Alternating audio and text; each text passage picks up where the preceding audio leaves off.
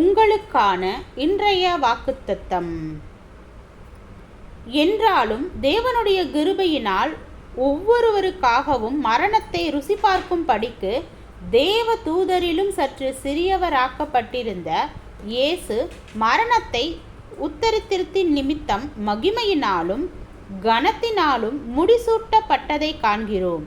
ஏனென்றால் தமக்காகவும் தம்மாலேயும் சகலத்தையும் உண்டாக்கினவர் அநேகம் பிள்ளைகளை மகிமையில் கொண்டு வந்து சேர்க்கையில் அவர்களுடைய இரட்சிப்பின் அதிபதியை உபத்திரவங்களினாலே பூரணப்படுத்துகிறது அவருக்கு ஏற்றதாயிருந்தது.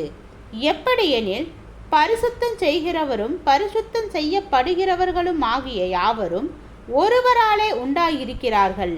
இதன் நிமித்தம் அவர்களை சகோதரர் என்று சொல்ல அவர் வெட்கப்படாமல், உம்முடைய நாமத்தை என் சகோதரருக்கு அறிவித்து சபை நடுவில் உம்மை துதித்து பாடுவேன் என்றும், நான் அவரிடத்தில் நம்பிக்கையாயிருப்பேன் என்றும், இதோ நானும் தேவன் எனக்கு கொடுத்த பிள்ளைகளும் என்று சொல்லியிருக்கிறார். ஆதலால் பிள்ளைகள் மாம்சத்தையும் இரத்தத்தையும் உடையவர்களாயிருக்க அவரும் அவர்களைப் போல மாம்சத்தையும் இரத்தத்தையும் உடையவரானார்.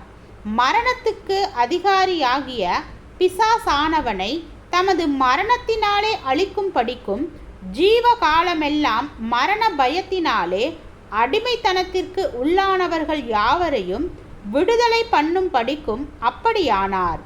ஆதலால் அவர் தேவ தூதருக்கு உதவியாக கை கொடாமல் ஆபிரகாமின் சந்ததிக்கு உதவியாக கை கொடுத்தார். எபிரேயர் 2 அதிகாரம் வசனம் 9 முதல் 16 வரை.